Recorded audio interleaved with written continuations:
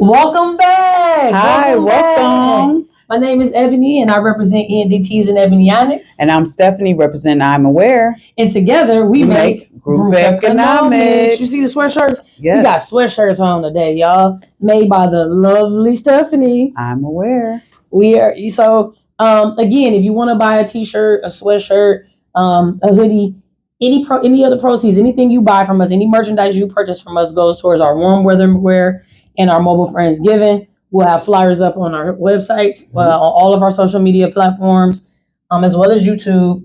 And you can donate. You can send a cash donation, monetary donation, or you can actually give us actual canned goods, non-perishable. We also accept toiletry items, socks, toothpaste, deodorant, men's and women's, hats, gloves. But check us out on our social media pages for any updates. Right. Yes. So our ultimate goal is we're networking with like-minded successors to accomplish economic growth, because it is absolutely necessary to continue to help and obtain these skills.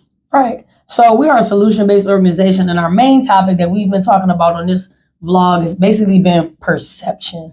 And we're bringing attention and attentiveness to perception and how it drives our life choices, the things that we do on a day-to-day basis, how we parent, how we work, just how we're motivated to do things. In our previous episodes, we spoke on how perception can affect metacognition, and that was in season 1, and how it can affect your cognitive bias. Yes. And that's the things that you think, like that you automatically think, as well as the 7 different learning styles and how they play into your perception. So check those episodes out. They are on YouTube. They're uploaded. That's season 1. Check us out. And now we're moving into our segment in our season 2 of perception and how it can affect your emotional intelligence. Yes. So the 4 domains of emotional intelligence are self-awareness, self-management, social awareness, and relationship management. Today, our topic is on self-management, and we are using the acronym A.N.G.E.R. Yes. Always. You see the red? Anger. Yes. Anger. Always negatively giving each response. That's anger. So we always throw out an acronym to basically describe what we're trying to talk about. And we take that acronym and we put a different spin on it. Check out the previous seasons. We have a bunch of different acronyms like THUG. We even had some PYT. We even had PTSD. We even had some that was a little controversial, bitch nigga, but we took a positive spin on that. And now we're talking about anger, always negatively giving each response. Yes. So we are bringing awareness to how anger can get in the way of your self-awareness. Have you ever let your anger get in the way of your self-awareness? Plenty of times. All right. Plenty of times. So while we have this discussion, we just going to play a little bit of Uno. Come play Uno with us while we go ahead and have this discussion. If you have a topic that you want us to talk about, we have no problem with diving into that topic. We are not self-proclaimed psychologists and psychiatrists, but we have taken classes. We have gotten some certifications. Yes. And we are currently in counseling.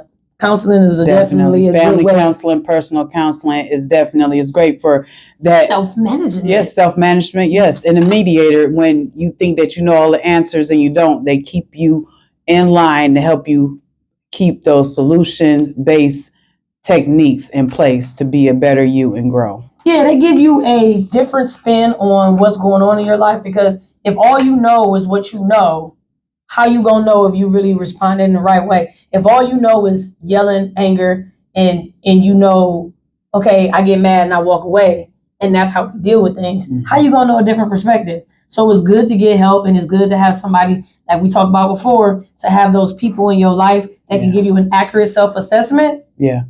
So that way you can understand who you really are. So self-management. I went on ahead. Okay, absolutely. This, Jones, you go ahead and you deal. All right. Self-management is managing your biases, your impulses, your abilities, resources to reach your goals. So it's just basically, how do you manage the things that are happening to you, the things that you are feeling, and the things that you need to do and to get to where you want to go. So that's basically what self self-management is. How is self-management related to our previous topic, self-awareness? So it's related to our previous topic, self-awareness, because it helps us put in perspective that we are not victims of our circumstances once we find out where we need to manage different parts of our life in order to take on new information and properly socialize and create better and healthier relationships, not just based off of what we know, our morals, values, and beliefs, but surrounding yourself with others in order to find that regulation. Correct. One of the things that stands out to me is, and a lot of people don't even think about it, is that you have to know your learning styles. And we talked in previous episodes about learning styles as well as your attachment styles. Yes. Some people think that they're detached, and that's fine. That's still an attachment style, as well as what is your learning style, but what is your attachment style? Because that's going to play into how you manage things and how you self-manage, as well as how about self-regulation? Self-regulation, yes. So self-regulation, it is the ability to manage our own behaviors and our actions. Self-regulating, we are able to manage our own behaviors and our own actions. Yeah, so self-regulation is just basically you think clearly, you have control, you're managing your impulses, your feelings, your emotions, you're positive, you're staying composed in situations, and that's just being self-regulated. And when you're self-regulating, sometimes it's hard to do that when you have the unresolved traumas. Right, you want to keep a clear focus, even through those tough brain fogs that you have. Sure. Okay. Yeah, and then another good thing with self-regulation is attunement. Attunement is just basically tuning in to what's going on with you as well as with others. So sometimes when you're in an argument, it's just prove my point. And I'm good at that. Like, I went to school for political science. So a lot of the times that I'm arguing for a point, not thinking like they're upset, they're mad, they're angry, and taking their feelings. More so for clarification as well, too. Wow, the color is now green. Color green? Okay. Yeah, so it's when you have to be very careful. You want to be self-in-tune because you want to be able to feel your feelings, but you don't want to have to react off your feelings, because I had to tell my son this the other day. It's like, if I react off every feeling that I have, it's going to make for a very hard day. Yeah. Because your emotions are temporary. Just temporary. You just like that person cut you off in traffic. It's temporary. You still going where you 9 out of 10, y'all not even going to the same spot. So It's literally temporary. Yeah. So it's just like when you get an attunement. Yeah, it's on you. When you have attunement, it's just like soothing a baby. And then how you were taught when you were younger. Remember, this is about perception. It also plays a factor in your attachment style, your learning style, and how you become self-attuned, or if you're even self-attuned. Yeah. Because if you're a baby that's crying, a lot of people use that waning method where it's just let you cry. Or let's say you're a little bit older and it's like you're crying and your parents like, shut up, you feel you good, you okay, brush it off. That's good in some instances, but if you're not told and hey, you know what, I know you do feel bad. Does it hurt? Okay, let's figure out how to get through this feeling. And if you're never taught that ever, then you go around thinking everybody needs to go ahead, get up, you'll be okay, brush yourself off. You know? You never know how to really regulate yourself and manage it. Yeah, you definitely want to manage your feels when you come in an uncomfortable situation and not just have to brush it off. That just hinders definitely hinders your growth. Yes. We do not get to choose what happens to us, but we do get to choose how we respond to. So life is like 10% what happens to you, 90% of how you respond, because things are going to happen. And, so keep it 100. Yeah, most definitely. I think it's your turn. Okay. All right.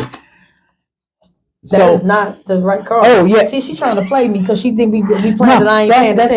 That's a whole 6 right there. Red 6 on top of that.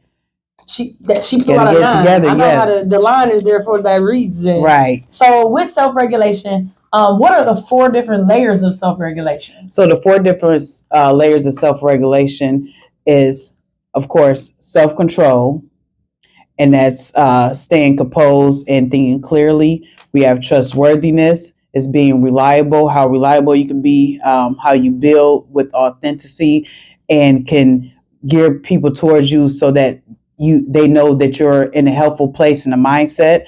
Conscientiousness is the quality of being just top aware. tier. Yeah, just being aware. Just being aware of what's going on. And then the last one is adaptability. Adaptability. So when you have full self-regulation, you'll be able to have self-control. You'll be able to be trustworthy.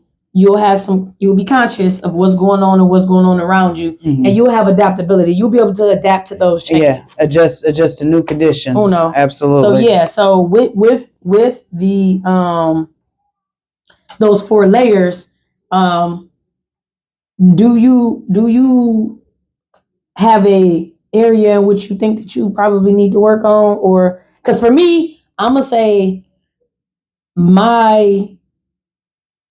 you know what, I'm pretty self-regulated because I work for a company that changes daily. It changes based off of laws. It changes based off of one day we could be doing one thing, the next day we could be doing. So I'm pretty adaptable. Plus I'm a parent. Yeah. And I was gonna say that. I was gonna say in that area, like I can self-regulate way better now, knowing what I know than I once did. So this area is not too much for me to grasp. Like I'm my children test me. We have these conversations all the time. Like, have I let you down? Why are you guys letting me down? Little things like that. But I know how to stay more controlled for a bigger outcome. So that way we can get our message across and not be so angered in our message, and we can be able to properly regulating yourself. Yeah. Being aware. So you want to have accurate solutions for yourself, as well as having accurate naming and accurate attunement, because you can be attuned to say, yeah, I'm feeling mad, or they're mad at me, but that's not accurate. You don't know. You got to understand people. So sometimes, my son, he might not actually be mad. It might be I'm more so I'm upset, or it could be, you know what, I'm actually I felt like I was wronged, or so he's not very mad, or it might even be embarrassment. Right. Sometimes it's not the emotion you think it is. So having the accurate naming, like really naming what's going on, accurate solutions, and then accurate attunement, and then accurate feelings. Like, what are you really feeling? Because most people have mad, sad, happy, glad, tired. No. Like, those are the 5 that you hear most of the time. How many people have you heard say elated or intrigued? Yeah. I'm excited. You hear a lot of stressed, or I'm hangry. Like, no, we want to put a definite word to it. Yeah. So we want to have, so in order to have those skills of self-regulation, you really got to get in tune with yourself. And then to be trustworthy, it's just every day. If you tell the truth every day, it's not hard to be trustworthy. It's not. And it's not even about telling the truth, because I told my son the other day, hey, did you clean the bathroom? And we always relate to our kids because we go through this. It's your turn. We go through these kids all the time. But the accurate, if you know you didn't do the bathroom and all you did was wipe down the counter, that's not cleaning the bathroom. That's not accurate. That's 1/10 of the job. So the accurate statement, and for me to trust him, is to be like, Mom, you know what? I wiped down the sink, I wiped down the tub and the toilet, but I didn't sweep and I didn't do the other stuff. Like I did part of it. I just didn't get to do a couple other things. That makes me feel more trustworthy, because it's like, okay, at least he's gonna tell me the truth. Yeah. At least I know I can count on him. Trustworthiness also comes with accountability. Being able to count on someone. Yeah. It doesn't mean they're gonna always be there. It's just when you know you can't be there, you let them know. You keep them communication. You keep the lines of communication open. You're like, hey, I'm not gonna be able to make it. They still might be upset. They still might feel some type of way, but at least they know that they're gonna let me know if they can't make it. They gonna let me know what's going on. So my probably the one to work on, like even consciousness. I'm pretty conscious about what I'm feeling. In the moment, sometimes it can be hard.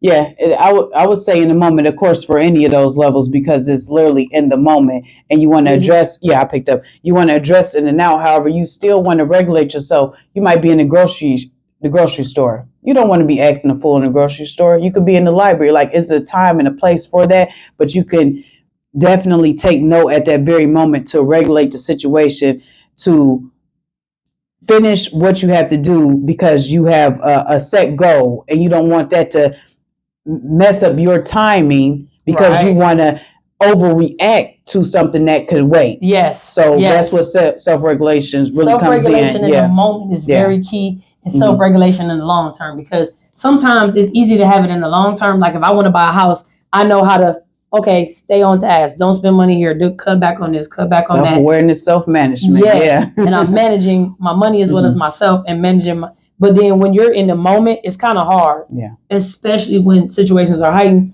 But you want to know something?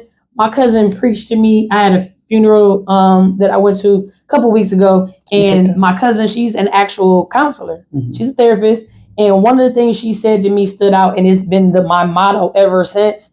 She said, I don't deal with the Lulu. So basically, a situation happened where someone was saying, hey, this didn't happen. And instead of arguing with them, she just said, okay. Yeah. And then when the person actually saw what she said was correct, they're like, why didn't you correct me? Why didn't you just let me think that? And she was like, I don't deal with the Lulu. Because why are you taking your time to explain something to somebody that's hell bent on misunderstanding you? Yeah. They don't have the capacity to hear what you're saying. They lack the capacity. And then when she don't deal with the Lulu, it's pretty much she's extended her capacity to even get them to understand. So that's why you lost all those options.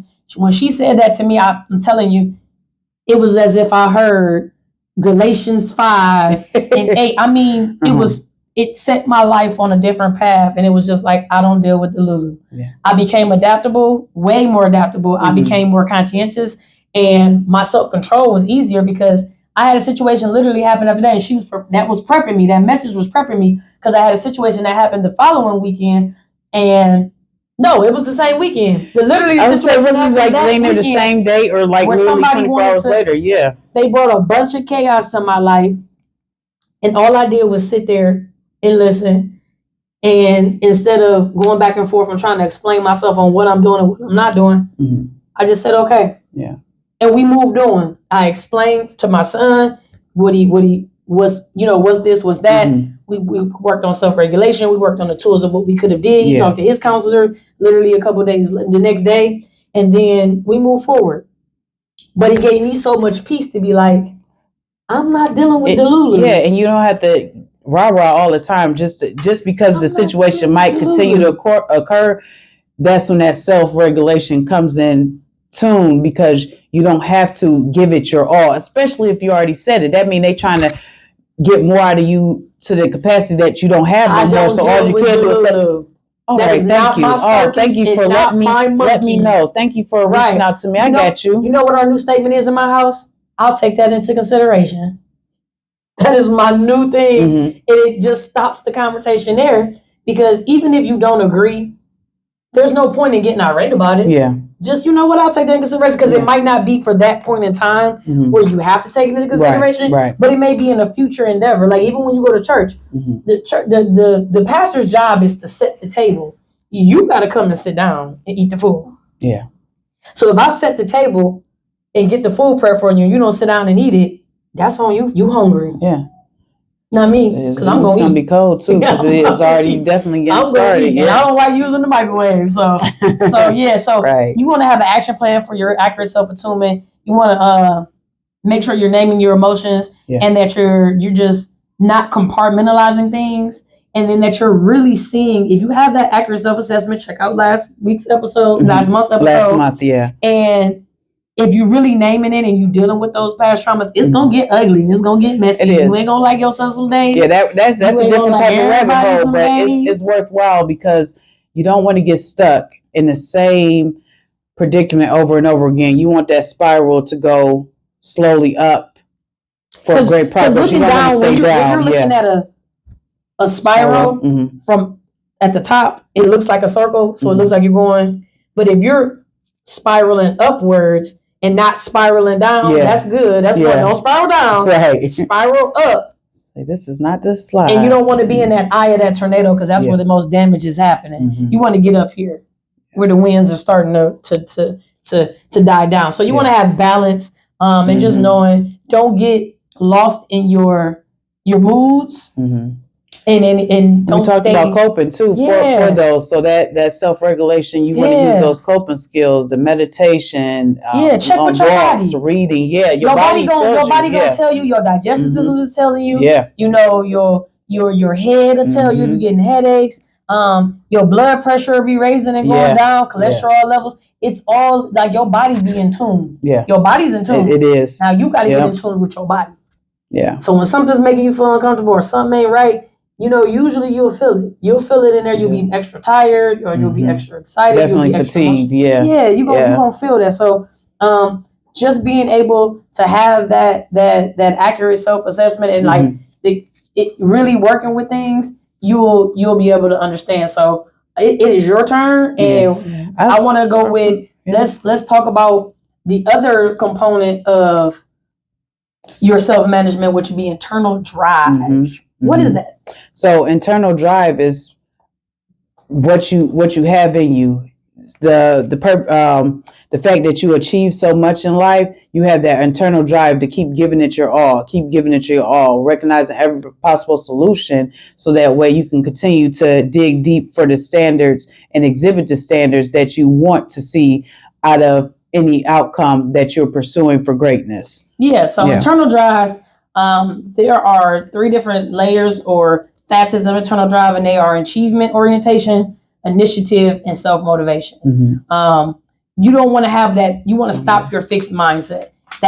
You're gonna cut your internal drive short when you have that fixed mindset, because you're fixated on one thing. So if somebody make you mad and the first thing you do is run, or the first thing you do is hit them, you're in a fixed mindset.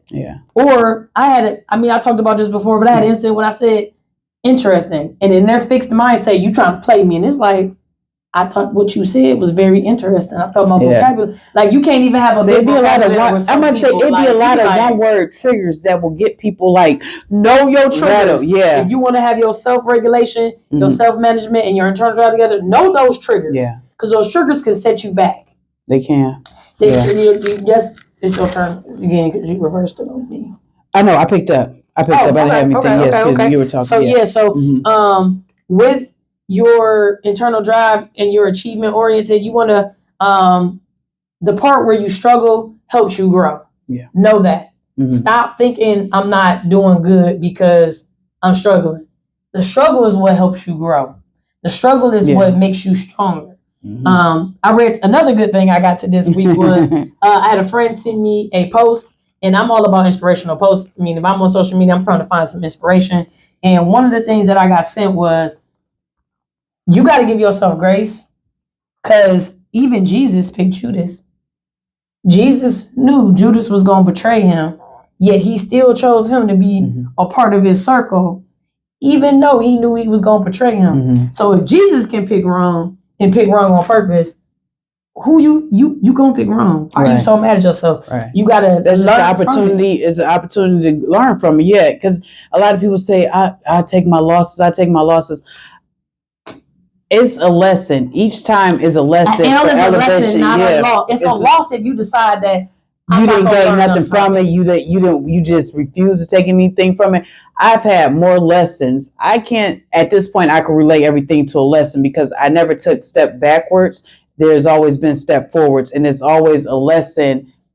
Not a loss. Mess, Because even when you lose something, there's a lesson in that. And even though Jesus was betrayed by Judas, he was able to die on the cross for us, and we about to celebrate Easter, where he rose again. If Judas had not betrayed him, he could not fulfill his prophecy of dying for our sins. So there you go. If Jesus can pick wrong, what you don't think you're gonna pick wrong here and there? Right. But guess what? It might not even be wrong. It might be right. It might be self-propelling you, because in order to shoot an arrow forward, you got to pull it back.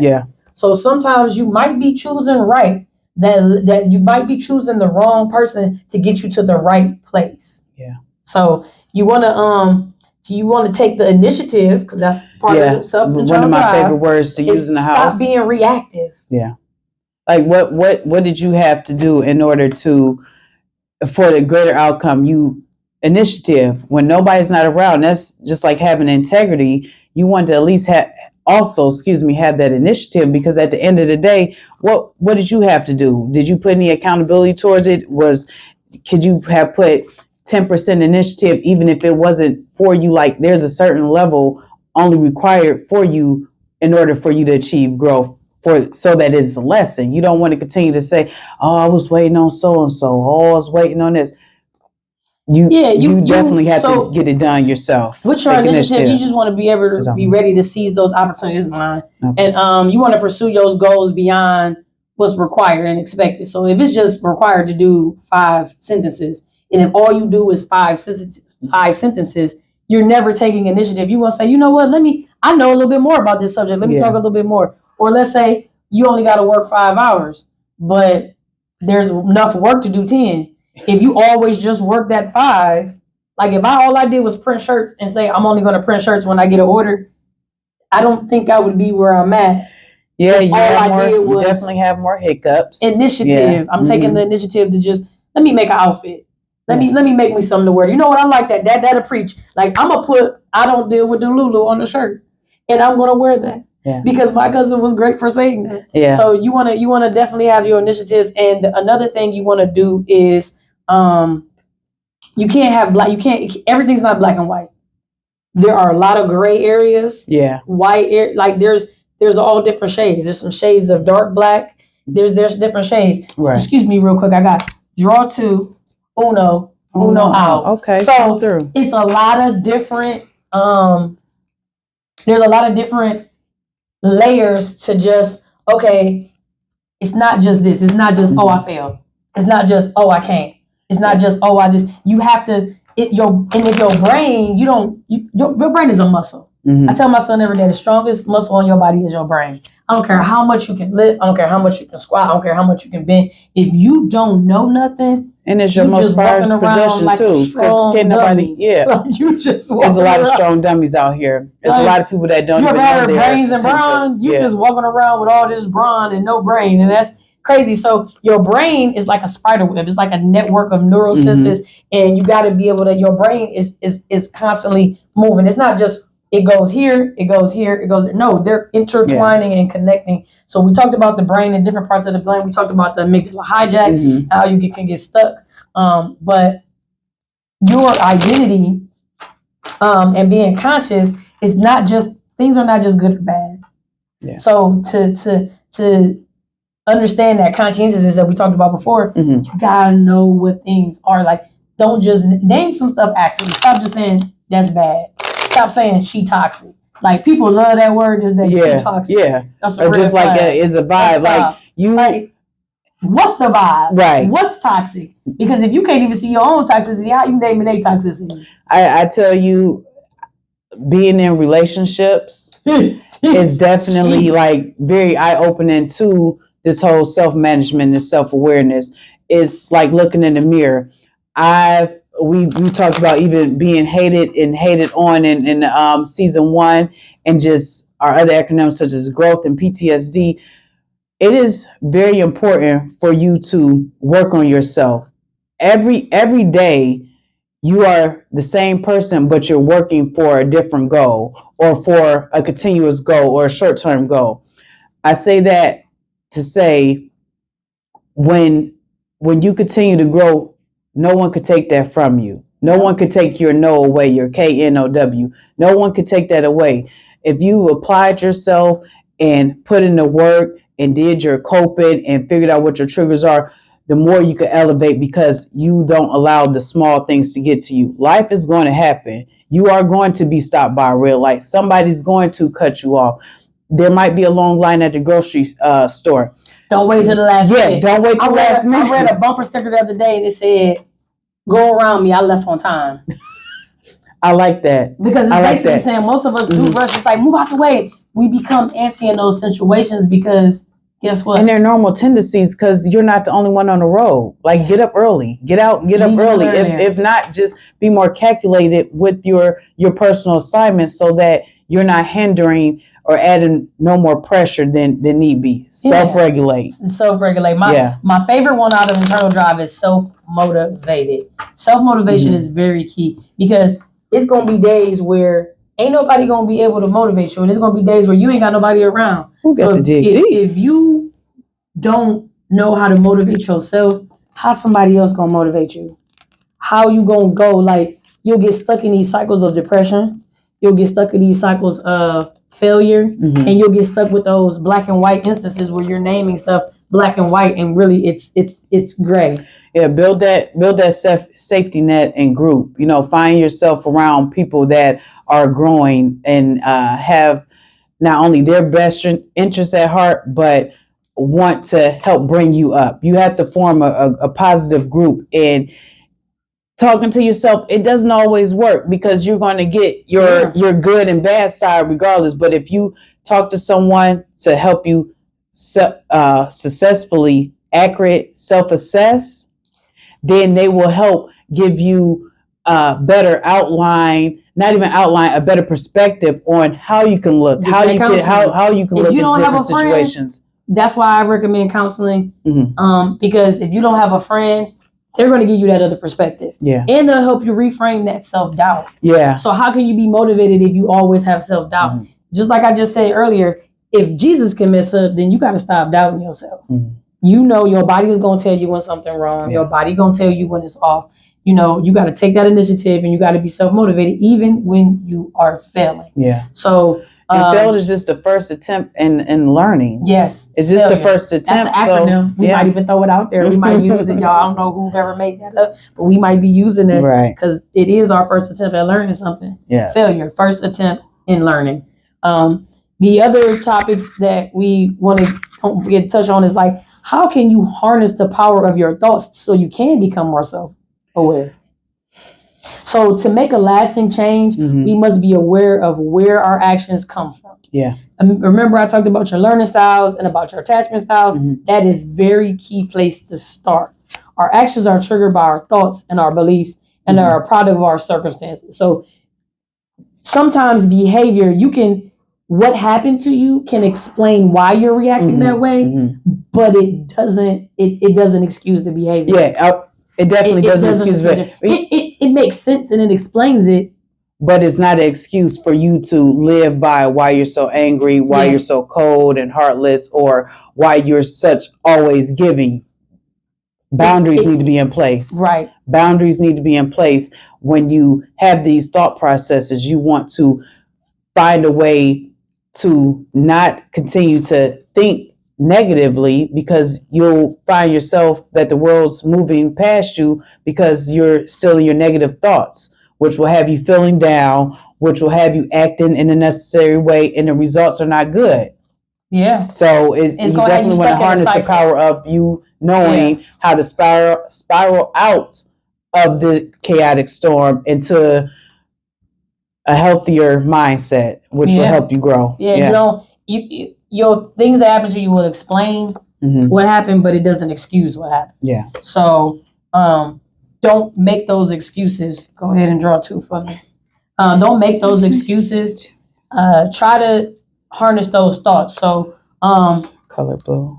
How do our thoughts shape our results? We kind of just went over how that happens, but what is A.N.T.? Another acronym for you. Yeah. What is A.N.T.? And why is it an ongoing challenge? Negative thoughts. Automatic negative thoughts is ANT. Wait. What? Draw 4 and then the color blue. Yes. So automatic negative thoughts is talking about why is something always happening, or deflecting the blame on yourself or someone else in a situation. Over personalizing. Oh, if I should have did this. Oh, if I could have did this. Your hindsight. You just have to do the best you can. If you read the book at the end, you know what happened. You look at the movie at the end, of course you know what happened. But self-imposed guilt will have you down. So your thoughts, your feelings, scenario, your actions, there comes a result. Yeah. So how you think, how you feel, and then the actions you take based off of those two previous things, those are your results. You want to make sure that your results are coming out great. But if you keep getting bad results, you might want to go back and check on what your thoughts was, what your feelings was, and what action you took based on those things. Right. So your past traumas can definitely affect that, as well as your feelings and your learning styles and your attachment styles. So, because you don't want to always be angered. Is it my turn? Yes, it's your turn. Yeah, you don't want to. So your ANT is your automatic negative self-thoughts, and you don't want to get into that cycle of this is always happening, or you always become negatively pessimistic, giving angry response. Always giving them negative responses. And that's what our acronym is all about. How can we take that anger and turn it into something and not keep giving or stop name calling? Stop trying to mind read. You don't know what somebody is thinking. I had somebody tell me the other day, your text was dry. And the funny part about this, I'm not gonna go too deep, but the funny part about it is, if I didn't do a certain thing, like if I didn't send an emoji, my text is dry. And it's like, text messaging is text messaging. I don't even like text messaging. And if you are somebody that know me, but yes, if you're somebody that know me, you already know I don't like text messaging, because you can misconstrue a message based off of a text message, and then you become beef.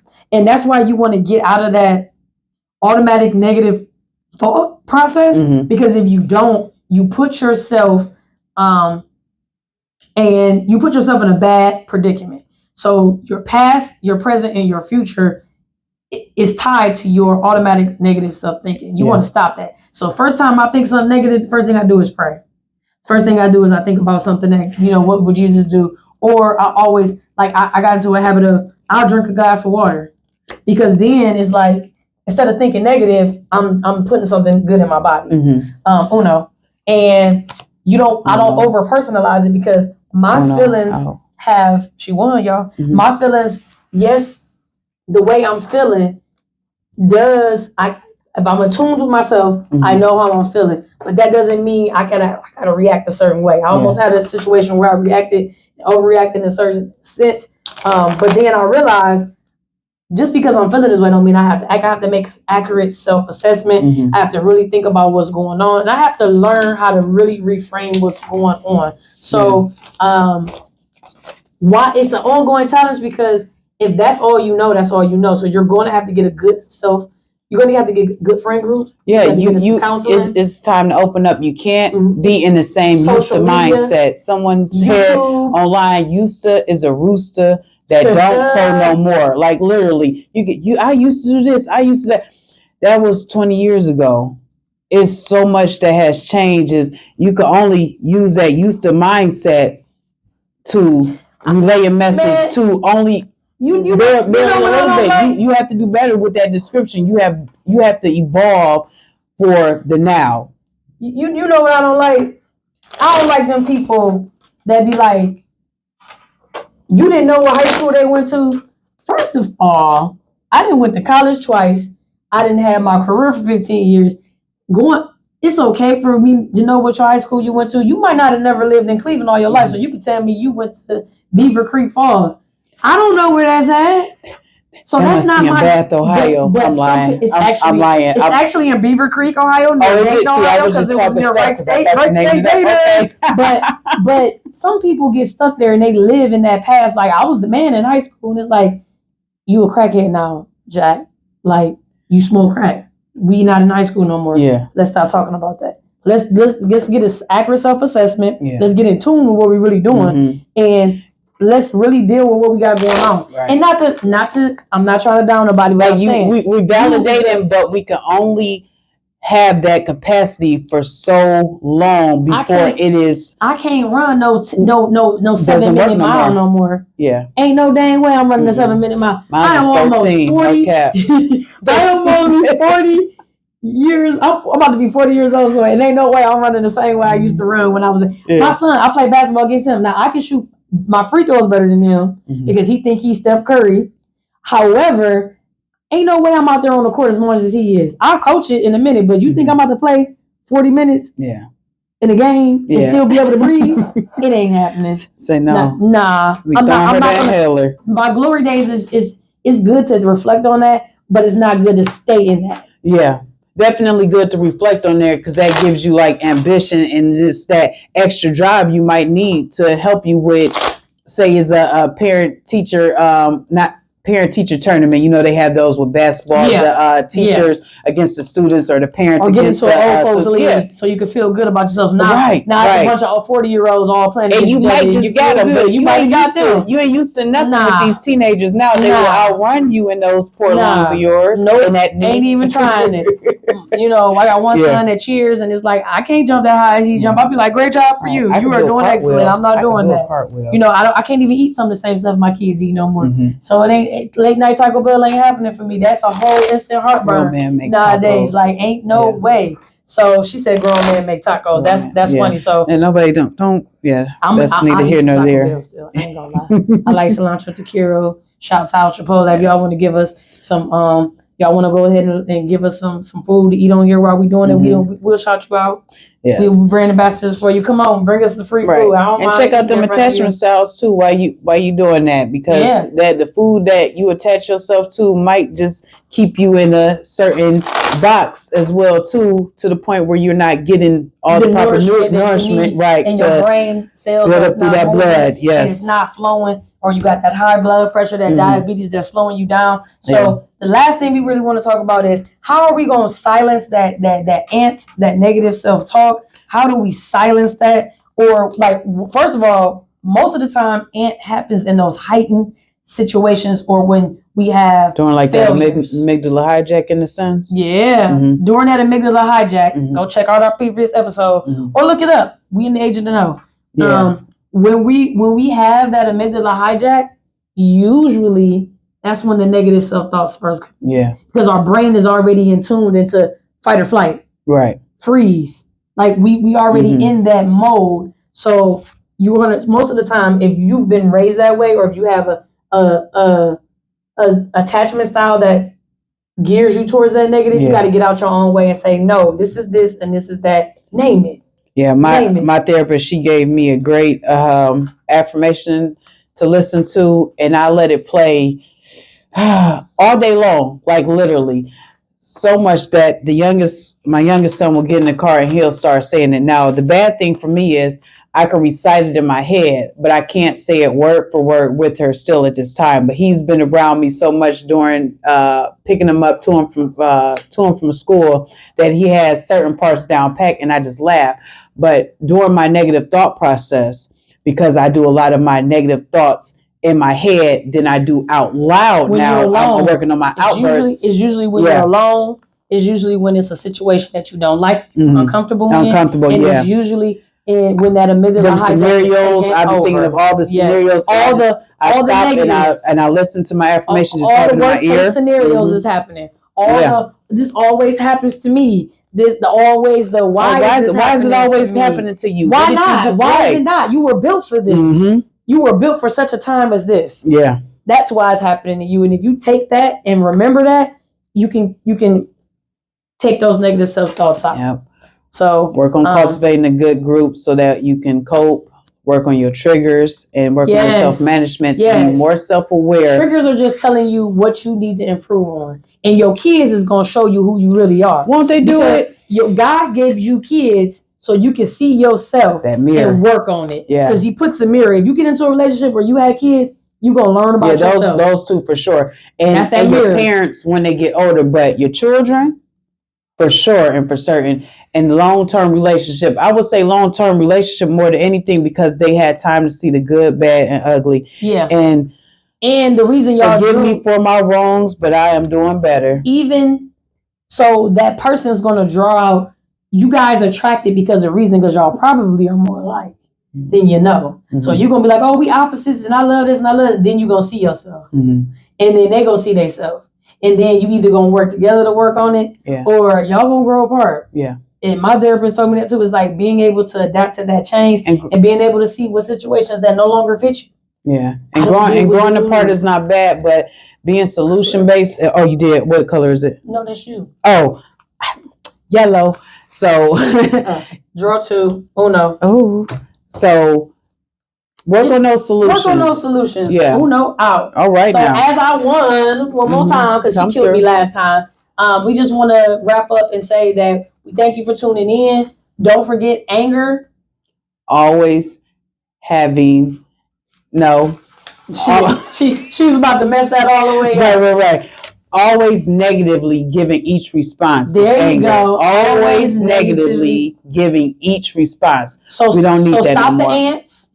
So stop the automatic self-talk and stop always automatically giving that negative response. and think about a different perspective. Think about that today. Yeah. So thank you again for tuning in with us. We are group. My name is Ebony, and I am with Ebonyonics and ENDTs. And I'm with Stephanie, and I'm aware. And together we are Group Economics. Have a great one.